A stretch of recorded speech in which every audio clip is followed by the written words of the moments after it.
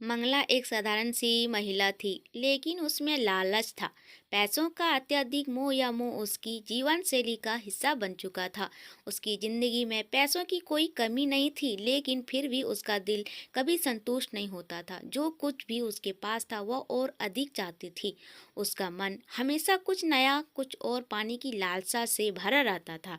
मंगला की पड़ोसन लीला, जो कि एक साधारण घर से आती थी, लेकिन फिर भी मंगला के मुकाबले हमेशा खुश रहती थी।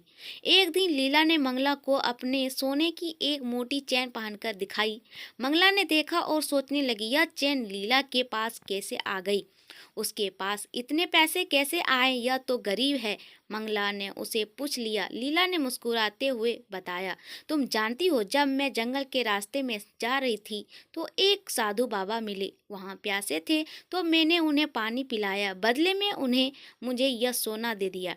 यह सुनकर मंगला का लालच से भरे मन को समझ में आ गया कि अगर वह भी किसी साधु को जंगल में प्यासा देखे तो उसे पानी पिलाकर सोने की कोई चीज मिल सकती है। मंगला का मन अब सिर्फ एक ही बात पर केंद्रित था, सोना हासिल करना।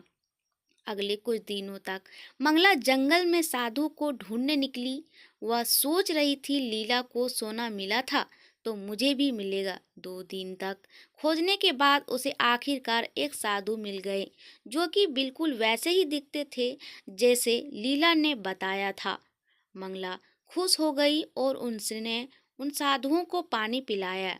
साधु ने मुस्कुराते हुए उसका आभार माना और बदले में मंगला को सोने के बड़े कंगन दे दिए। मंगला ने कंगन खुशी खुशी पहनने और घर लौटने लगी, लेकिन रास्ते में चलते हुए उसके मन में लालच फिर से जाग गया। उसे लगा, और आज मैंने एक कंगन लिया है तो कल मैं 2 कंगन ले सकती हूँ। वह सोचने लगी, अगर कल मैं फिर से साधु से मिलूं और उन्हें पानी पिलाऊं तो क्या वो मुझे और सोना देंगे? यही विचार के साथ वो वापस आई।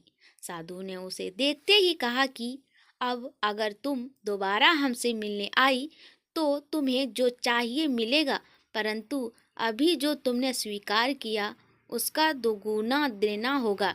बस वो अब ज्यादा का विचार करने लगी, मन में योजना बनाने लगी कि कैसे उनसे मनचाहा फल प्राप्त करूं। वह खुशी खुशी घर वापस पहुंची। कुछ समय बाद उसे यह पता लगा कि घर में उसके पति और बच्चे नहीं थे। रात हो गई और अगले दिन सुबह भी वे नहीं लौटे। मंगला को चिंता होने लगी। अब तक जो योजना बनाई वो धरी रह गई। उसके मन में एक ख्याल आया, मैं फिर से साधु से मिलकर उनसे पूछती हूँ कि मेरे पति और बच्चे कहाँ हैं। वह दौड़ते हुए उस जंगल की ओर गई जहाँ वो साधु से मिली थी। साधु अभी भी वहीं बैठकर ध्यान कर रहे थे। मंगला ने पास जाकर कहा, महाराज, आप जो मुझे सोने के कंगन दे गए थे उसका दुगुना लीजिए, लेकिन मेरी चिंता यह है कि मेरे पति और बच्चे कहाँ हैं, इसका उत्तर दे दीजिए। साधु मुस्कुराए और बोले, तुमने आज मुझे पानी नहीं पिलाया। मंगला वही आसपास पानी की तलाश करने लगी। आखिरकार उसे पानी मिला। पानी लाकर उसने साधु महाराज को पिलाया। पानी पीने के बाद महाराज बोले कि आज जो पानी तुमने पिलाया है उस पानी में लालच नहीं था। तुमने मुझे वह पानी प्रेम और चिंता से दिया था। अब जाकर देखो, तुम्हारे घर में तुम्हारे पति और बच्चे ठीक हैं। मंगला यह सुनकर भागते हुए घर लौट आई। जब वह घर पहुंची तो देखा कि उसके पति और बच्चे वहीं थे। उसके पति ने बताया, हम पास के गांव गए थे, वहां एक दोस्त से मिलने और देर हो गई थी, इसलिए वहीं रुक गए। मंगला का दिल हल्का हो गया। उसे अब समझ में आ गया कि साधु ने उसकी आंखें खोलने के लिए यह सब किया था। अब वह समझ चुकी थी कि लालच की कोई सीमा नहीं होती और सच्ची खुशी प्रेम और संतोष में होती है, ना कि पैसों और संपत्ति में। यह अनुभव मंगला के लिए जीवन का एक अमूल्य पाठ बन गया।